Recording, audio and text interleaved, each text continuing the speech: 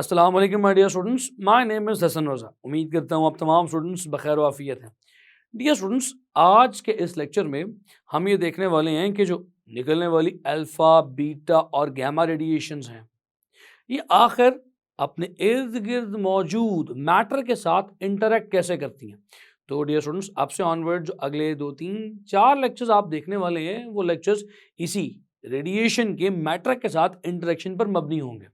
आज के इस लेक्चर में हम देखेंगे कि अल्फा रेडिएशंस या अल्फा पार्टिकल्स इर्द गिर्द मौजूद मैटर के साथ कैसे इंटरेक्ट करेगी, क्या आयनाइजेशन कॉज करेगी, या आयनाइजेशन कॉज करेगी तो कितनी कॉज करेगी, और इस आयनाइजेशन के बाद जब वो किसी मीडियम में से पास करेगी तो फासला कितना तय करेगी, उसका पाथ कैसा होगा, ये तमाम चीज़ें हम सीखेंगे आज के इस लेक्चर में। तो बगैर किसी ताखीर के चलिए डियर स्टूडेंट्स चलते हैं लाइट बोर्ड की जानिब। तो डियर स्टूडेंट्स, अब आप अल्फा बीटा गैमा रेडिएशंस के बारे में काफ़ी बेहतर बेसिक नॉलेज रखते हैं। अल्फा हीलियम न्यूक्लियाई है, बीटा एक इलेक्ट्रॉन या पॉजिट्रॉन हो सकता है, गैमा सिर्फ और सिर्फ इलेक्ट्रोमैग्नेटिक रेडिएशन है। डियर स्टूडेंट्स, अब सवाल ये पैदा होता है कि जब भी किसी अनस्टेबल रेडियोएक्टिव न्यूक्लियस में से अल्फा, बीटा या फिर गैमा रेडिएशन एमिट होती है, तो वो रेडिएशन इर्द गिर्द मौजूद एनवायरनमेंट में मौजूद पार्टिकल्स, एटम्स या फिर मैटर के साथ कैसे इंटरेक्ट करती है। तो चलिए डियर स्टूडेंट्स, इस बात को समझने के लिए हम बारी बारी सारी रेडिएशंस को डिटेल से डिस्कस करेंगे। हमने आज बात करनी है interaction of radiations with matter, जिस तरह से मैं अभी आपको इंट्रोडक्शन में भी बता चुका हूँ। तो students, let's talk about the alpha radiation first. पहले बात कर लेते हैं अल्फा रेज की। स्टूडेंट्स, ये जो अल्फा रेडिएशन है, इनकी मैटर के साथ इंटरेक्शन को समझने के लिए पहले आपको ये पता होना चाहिए कि अल्फा रेडिएशंस बजाते खुद क्या हैं। जो आप अच्छे से जानते हैं कि अल्फा रेडिएशंस और कुछ नहीं, ये हीलियम का न्यूक्लियस है। तो डियर स्टूडेंट्स, अगर तो ये हीलियम का न्यूक्लियस है, यानी कि ये He++ 2 प्रोटॉन्स और 2 न्यूट्रॉन्स पर मुश्तमिल है। अगर आप इस बात को अच्छे से समझ सकते हैं तो फिर आपको यहां से ये अंदाजा तो हो ही गया होगा कि हीलियम का न्यूक्लियस बीटा और गैमा की निस्बतन काफी हैवी है। तो डियर स्टूडेंट्स, चलिए फिर यही बात यहां पर लिख देते हैं इसकी इंटरेक्शन को समझने के लिए। So it is heavier particle, ये एक हैवियर पार्टिकल है और कितना चार्ज रखता है, कैरी द चार्ज ऑफ +2 और +2 चार्ज रखता है। तो डियर स्टूडेंट्स, अब आपको इसकी इर्द गिर्द मौजूद मैटर के साथ इंटरेक्शन समझने में काफी आसानी हो सकती है। डियर स्टूडेंट्स, सोचिए जरा कि एक चार्ज्ड पार्टिकल जब अच्छी खासी एनर्जी से किसी सोर्स से एमिट होगा, तो जब वो किसी मीडियम में से गुजर रहा होगा तो मीडियम के पार्टिकल्स को कैसे अफेक्ट कर सकता है। चलिए इस बात को समझते हैं एक एग्जांपल के साथ। सपोज कर लीजिए कि मेरे पास एक हैवी न्यूक्लियस था। This heavy nucleus is unstable और ये अल्फा का सोर्स है। तो मैं यहाँ पे छोटा सा लिख देता हूं, this is the alpha source. ये अल्फा का सोर्स अल्फा रेडिएशन यानी अल्फा पार्टिकल्स को एमिट करेगा। ये अल्फा पार्टिकल्स आप देख रहे हैं +2 चार्ज के साथ जब निकलना शुरू होंगे, तो डियर स्टूडेंट्स, पहली बात तो आप ये जहन में रख लें कि ये मैसिव पार्टिकल है, इनका इनर्शिया बहुत ज्यादा है। ये मैसिव होने के साथ साथ ज्यादा चार्ज भी रखते हैं। डियर स्टूडेंट्स, जब भी ये पार्टिकल्स मीडियम में से गुजरेंगे तो मीडियम में मौजूद किसी एटम के अगर ये पास से भी गुजर गए, तो आप जानते हैं कि उस एटम के शेल्स में इलेक्ट्रॉन्स रिवॉल्व कर रहे हैं। तो स्टूडेंट्स, होगा क्या, जब ये हीलियम न्यूक्लियस यानी कि अल्फा पार्टिकल इस इलेक्ट्रॉन के पास से भी गुजर गए तो इलेक्ट्रोस्टैटिक अट्रैक्शन की वजह से ये इसके इलेक्ट्रॉन को खींच के साथ ले जाएंगे। इलेक्ट्रोस्टैटिक अट्रैक्शन की वजह से इलेक्ट्रॉन को पुल करके अपने साथ ले जाएंगे और पीछे बचेगा क्या? पीछे बचेगा एक पॉजिटिव आयन। डियर स्टूडेंट्स, इस फिनोमेना को आयनाइजेशन कहते हैं। आपने देखा कि कैसे अल्फा पार्टिकल्स मैटर में सिर्फ इलेक्ट्रोस्टैटिक अट्रैक्शन की वजह से आयनाइजेशन कॉज करते हुए जाएंगे। तो अब हम यहां पर लिख सकते हैं, इसी में तीसरा पार्ट कुछ इस तरह से लिख सकते हैं। इसी में हम थर्ड पार्ट को लिखते हैं, alpha particles can cause alpha particles can cause ionization by, कैसे? By electrostatic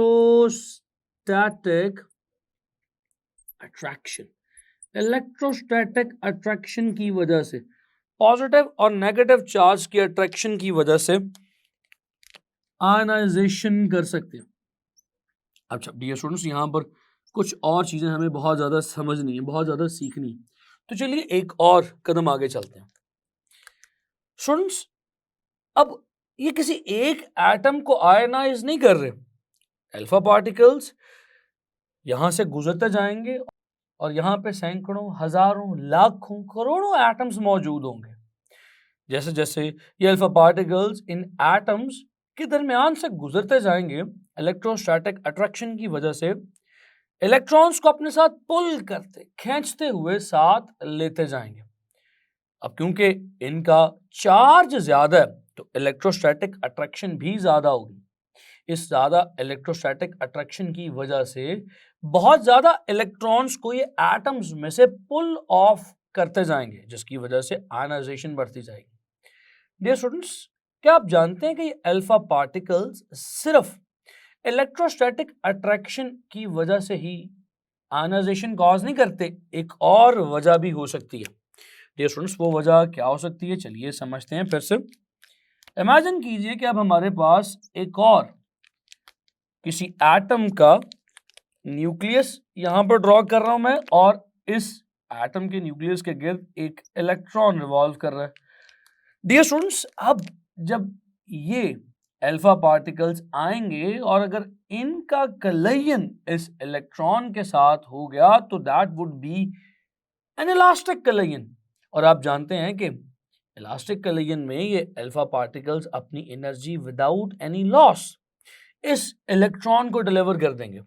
and electron because of its very less mass इस एनर्जी को बेयर ना करते हुए इस एटम को छोड़कर चला जाएगा, यानी कि पीछे फिर बच जाएगा एक पॉजिटिव आयन। यानी कि इस बार अल्फा पार्टिकल्स ने जो आयनाइजेशन की है, जो पॉजिटिव आयन बनाया है, उसमें डियर स्टूडेंट्स इन्होंने इलेक्ट्रोस्टैटिक अट्रैक्शन का इस्तेमाल नहीं किया।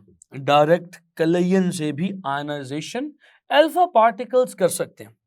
So, मैं यहां पर ये पॉइंट भी लिखना चाहता हूं डियर स्टूडेंट्स। चलिए लिख देते हैं, अल्फा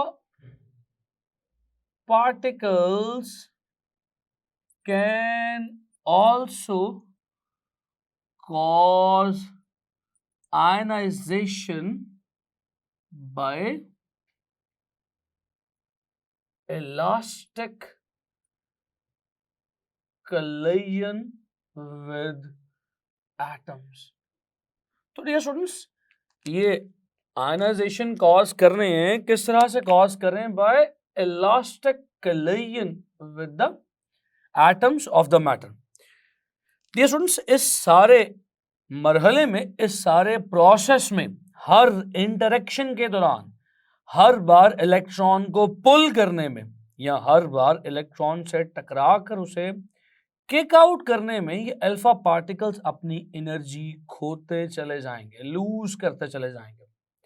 तो हर इंटरेक्शन के दौरान इनकी एनर्जी चूंकि लूज हो रही है, इंटरेक्शन बहुत स्वेयर है क्योंकि इनका मास भी ज्यादा है और इनका चार्ज भी ज्यादा है, इनके इलेक्ट्रॉन से कलिगन के चांसेस भी ज्यादा है और इलेक्ट्रॉन के पास से गुजरने पर उसे इलेक्ट्रोस्टैटिक अट्रैक्शन की वजह से पुल करने के चांसेस भी ज्यादा है। अब ऐसी सूरत में चूंकि इनकी इंटरेक्शन विद द नेबरिंग या सराउंडिंग मैटर बहुत ज्यादा है, तो they will keep on losing their energy continuously. Energy lose करते करते डियर स्टूडेंट्स एक टाइम आएगा कि जब ये फर्दर आगे की तरफ मूव नहीं कर पाएंगे। ये वो टाइम होगा कि जब ये अल्फा पार्टिकल्स रुकने वाले होंगे। तो डियर स्टूडेंट्स एंड पर ये अल्फा पार्टिकल्स सराउंडिंग से दो इलेक्ट्रॉन्स लेकर ये होगी इनकी आखिरी आयनाइजेशन। तो डियर स्टूडेंट्स फिर ये आखिरी दो इलेक्ट्रॉन्स लेके हीलियम का एक न्यूट्रल एटम बना देंगे। हीलियम का न्यूक्लियस तो ये पहले ही था, दो इलेक्ट्रॉन्स लेके हीलियम एटम बन जाएगा। डियर स्टूडेंट्स अभी बात खत्म नहीं हुई, अभी बहुत सारी बातें हैं, बहुत सारे राज हैं जिनसे हमें पर्दा उठाना है। चलिए साथ साथ चलते हैं और फर्दर डिस्कशन को आगे लेके जाते हैं। डियर स्टूडेंट्स देखिए आपने दो बातें सीख ली कि इनकी आयनाइजेशन बहुत ज्यादा है, आयनाइजेशन ज्यादा होने की वजह से ये एनर्जी लूज करते चले जाएंगे। स्टूडेंट्स एनर्जी लूज करते करते एक टाइम आएगा कि ये बिल्कुल रुक जाएंगे और इलेक्ट्रॉन्स लेकर हीलियम का एटम बना लेंगे। स्टूडेंट्स एनर्जी ज्यादा लूज करने की वजह से इनकी रेंज क्या होगी? रेंज किसे कहते हैं? रेंज कहते हैं कि कोई भी रेडियो एक्टिव रेडिएशन अपने सोर्स से निकलकर कितना डिस्टेंस किसी मीडियम में ट्रेवल कर रही है। So this is the range. ये रेडियो एक्टिव लेट्स से अगर सोर्स है कोई डियर स्टूडेंट्स, तो इस सोर्स से अगर अल्फा रेडिएशंस निकल रही हैं तो ये अल्फा रेज सोर्स से आकर कितनी दूर तक जा रही हैं, ये इसकी रेंज कहलाएगी। तो क्या ख्याल है आपका इसकी रेंज के बारे में? डियर स्टूडेंट्स इसकी रेंज कम होती है क्योंकि ये एनर्जी बहुत ज्यादा बहुत रैपिडली लूज कर रहा है। तो डियर स्टूडेंट्स अगर आप इसकी अब रेंज की बात कर लें तो रेंज की बात हम इस तरह से कर सकते हैं, they have got very less range because they lose their energy continuously during their ionization process। तो मैं इसी बात को कुछ इस तरह से यहां पर लिख देता हूं, range of alpha rays, rays कह लीजिए या पार्टिकल्स कह लीजिए, is very less because of their high ionization। High ionization की वजह से वो अपनी एनर्जी लूज कर देंगे जिसकी वजह से इनकी रेंज बहुत कम होगी। डियर स्टूडेंट्स इनकी रेंज का अंदाजा मैं आपको यहां से बता सकता हूं, लगवा सकता हूं कि इनकी रेंज सिर्फ हवा में फकत फ्यू सेंटीमीटर्स है, यानी कि एयर में ये फ्यू सेंटीमीटर से ज्यादा दूर नहीं जा सकते। तो डियर स्टूडेंट्स आपने देखा इनकी रेंज कितनी कम है, तो रेंज इतनी कम है तो क्या ख्याल है आपका इनकी पेनिट्रेशन कितनी होगी? डियर स्टूडेंट्स पेनिट्रेशन कहते हैं कि इनकी किसी दूसरे मटेरियल में, किसी दूसरे सॉलिड में घुसने की, एंटर होने की सलाहियत। अब चूंकि इनकी रेंज आप देख सकते हैं हवा में सिर्फ चंद सेंटीमीटर है, ये अपनी एनर्जी बहुत स्पीडीली लूज करते हैं। तो डियर स्टूडेंट्स इनकी पेनिट्रेशन किसी दूसरे मटेरियल में बहुत कम होगी। सो मैं यहाँ पे इसी बात को एक पॉइंट की सूरत में आपके सामने लिखता हूं, they can not even penetrate a thin sheet of paper. So can not even penetrate the thin sheet of paper, ये एक पेपर की शीट को भी पेनिट्रेट नहीं कर पाते। एक पेपर की शीट इन्हें रोकने के लिए इनफ है। डियर स्टूडेंट्स, यहां तक तो अब आप चीजें समझ चुके हैं। तो फिर अब एक हेडिंग में इसकी आयनाइजेशन के ऊपर भी बात कर ली जाए। इसकी आयनाइजेशन कितनी होगी? ये बातें जो आपने पहले 4 पॉइंट्स की सूरत में लिखी हैं, ये प्रॉपर्टीज ऑफ अल्फा रेडिएशन आप कह सकते हैं। अब इन प्रॉपर्टीज को मद्देनजर रखते हुए इनकी आयनाइजेशन कितनी होगी? चूंकि आपको मैं पहले बता चुका हूं कि आयनाइजेशन इलेक्ट्रोस्टैटिक अट्रैक्शन से भी कर रहे हैं, ये आयनाइजेशन डायरेक्ट कलिजन से भी कर रहे हैं। और डियर स्टूडेंट्स, चूंकि आयनाइजेशन मैस ज्यादा और चार्ज ज्यादा होने की वजह से ज्यादा हो रही है, तो आप ये लिख सकते हैं their ionization is maximum। so ये अल्फा रेज एयर को मैक्सिमम आयनाइज कर सकते हैं। their ionization is maximum। Dear students, बहुत इंपॉर्टेंट बात, इनकी आयनाइजेशन तो मैक्सिमम है। अब सवाल ये पैदा होता है कि आखिर इनकी आयनाइजेशन कितनी है। तो डियर स्टूडेंट्स, एक कैलकुलेशन के मुताबिक अगर ये एयर में 1 मिलीमीटर तक का फासला तय करें तो उस 1 मिलीमीटर में ये 10,000 आइंस कॉज कर सकते हैं। 10,000 तक, 10⁴ आइंस तक ये प्रोड्यूस कर सकते हैं। सो they can produce 10⁴ ions in 1 millimeter distance। आप देख सकते हैं कितनी सुअर आयनाइजेशन, बहुत ज्यादा आयनाइजेशन करने की सलाहियत अल्फा रेज या अल्फा पार्टिकल्स रखते हैं। डियर स्टूडेंट्स, इतनी स्ट्रॉन्ग इंटरेक्शन की वजह से इनकी रेंज और पेनिट्रेशन आप देख चुके हैं कम है। रेंज और पेनिट्रेशन कम होने के साथ साथ डियर स्टूडेंट्स इनकी स्पीड भी काफी कम होती है। तो डियर स्टूडेंट्स, चलिए फिर इनकी स्पीड पे बात कर ली जाए। Let's talk about the speed. देखिए, एक तो इनकी इंटरेक्शन विद मैटर बहुत सुअर है, बार बार इनकी एनर्जी लूज हो रही है विद एवरी इंटरेक्शन, यानी कि इनका मोशन कॉन्टिन्यूअसली डैम्प किया जा रहा है। हर इंटरेक्शन पर एनर्जी कम होती चली जा रही है, तो स्पीड भी यकीनन कम होगी। और मैसिव भी है, इनर्शिया भी ज्यादा है, तो ये भी इनकी स्पीड के कम होने की रीजन है। तो dear students, the speed of alpha rays is about 1 × 10⁻⁷ metres पर सेकेंड।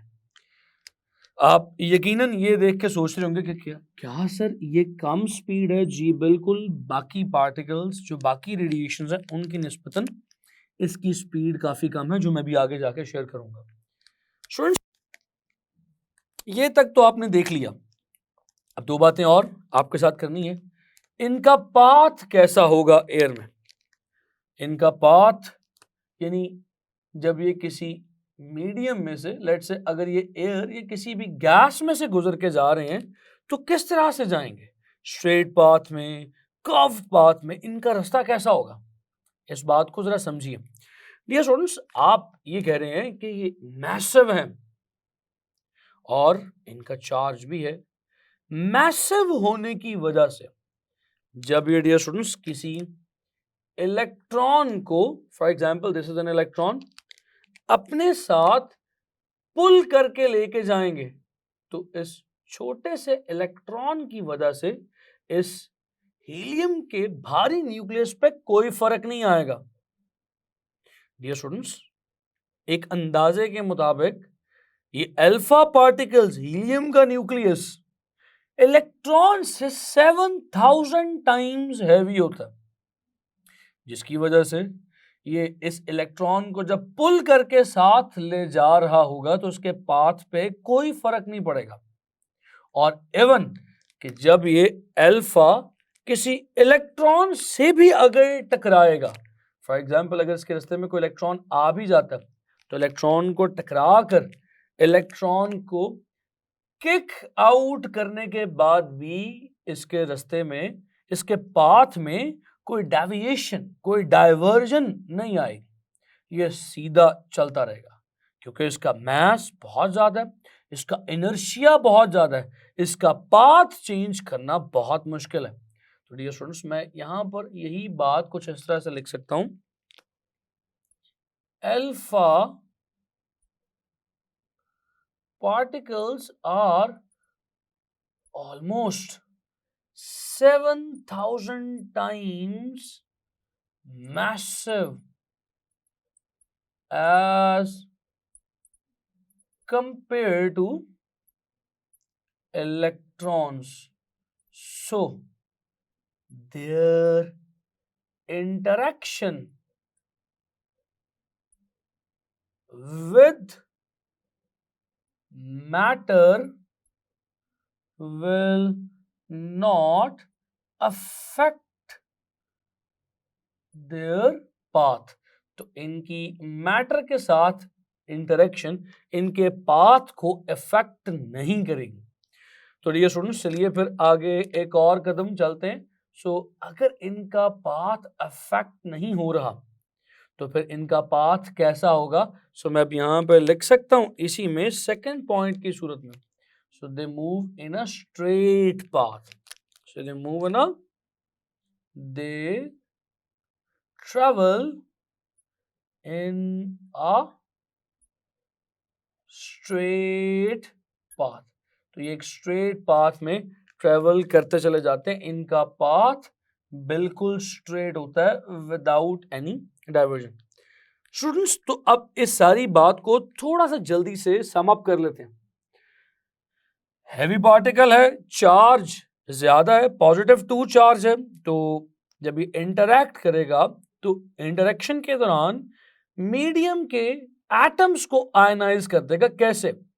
एटम्स के इलेक्ट्रॉन्स पुल कर लेगा because of it's high charge, because of it's electrostatic attraction. और जब अगर ये किसी इलेक्ट्रॉन को टकराएगा भी तो डियर स्टूडेंट्स, टकराना सब एटॉमिक लेवल पे इलास्टिक होता है। इलास्टिक कलिजन से भी ये एक इलेक्ट्रॉन को किक आउट कर देगा, और चूंकि भारी होगा तो इसके अपने रास्ते पर कोई फर्क नहीं पड़ेगा, रास्ता इसका स्ट्रेट रहेगा। अब चूंकि इसकी अट्रैक्शन सराउंडिंग के एटम्स के साथ बहुत ज्यादा है तो हर इंटरेक्शन के दौरान ये अपनी एनर्जी लूज करता जा रहा है, अपने आप को डैम्प कर रहा है, स्लो डाउन होता जा रहा है। तो इसी वजह से ये जल्दी रुक जाएगा, इसकी रेंज कम है। डियर स्टूडेंट्स, यहां पर एक बहुत इंटरेस्टिंग शॉर्ट क्वेश्चन भी है। किसी भी, ये सिर्फ अल्फा के लिए नहीं, जनरली बताने लगा हूं, किसी भी रेडिएशन के लिए जो रेंज है वो किन फैक्टर्स पे डिपेंड करती है। चलिए फिर एक छोटी सी हेडिंग यहां पर और दे देता हूं, factors affecting range of any alpha beta gamma radiation। किसी भी रेडियोएक्टिव रेडिएशन की रेंज को अफेक्ट करने वाले कौन कौन से फैक्टर्स हैं? डियर स्टूडेंट्स, किसी भी मीडियम में से जब कोई रेडिएशन पास करती है, चाहे अल्फा बीटा या गैमा हो, उसका फासला कि वो कितनी दूर तक जा रही है, कितनी डेप्थ तक जा रही है, ये रेंज कहलाता है। ये रेंज बेसिकली दो तरह के, 2 टाइप्स ऑफ फैक्टर्स पे डिपेंड करता है। एक टाइप 1 के फैक्टर्स हैं, वो फैक्टर्स जिनका ताल्लुक रेडिएशन के साथ है, यानी ये फैक्टर्स हो सकते हैं रेडिएशन का मास, रेडिएशन का चार्ज, रेडिएशन की एनर्जी, यानी कि ये जो 3 फैक्टर्स हैं इनका ताल्लुक रेडिएशन के साथ। अगर रेडिएशन मैसिव होगी तो डियर स्टूडेंट्स, इसका दूर तक जाना मुश्किल है, भारी चीज है, दूर तक नहीं जा पाएगी। अगर चार्ज ज्यादा है तो वंस अगेन इंटरेक्शन ज्यादा होने की वजह से एनर्जी लूज कर देगी, दूर तक नहीं जा पाएगी। लेकिन अगर एनर्जी ज़्यादा है तो रेंज बढ़ सकती है। सो ये तीनों पैरामीटर्स उस रेडिएशन के सोर्स और रेडिएशन की खुद की प्रॉपर्टीज से रिलेट करते हैं। अगर उस रेडिएशन का जो सोर्स है ज़्यादा एनर्जी से उन रेडिएशंस को एमिट कर रहा है, अल्टीमेटली रेंज ज़्यादा होगी। अगर उन रेडिएशंस का मास कम और चार्ज कम है, इंटरेक्शन कम होगी, रेंज फिर भी ज़्यादा होगी।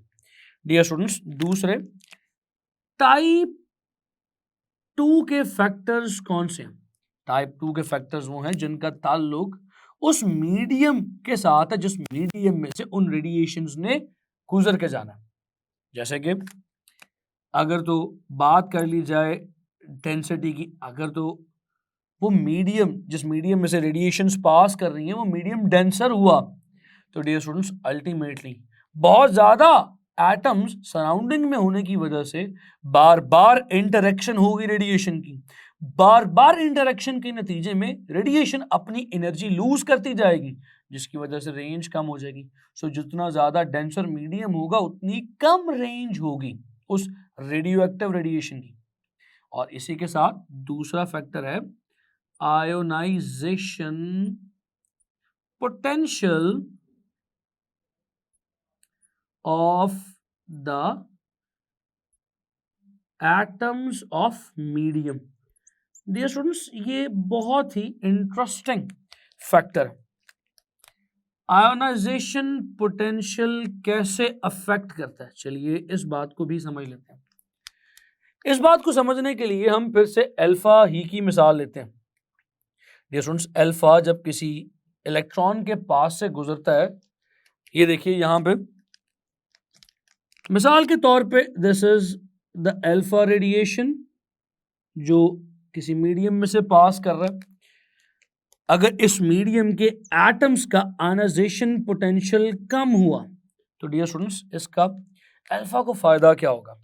लेस आयोनाइजेशन पोटेंशियल है।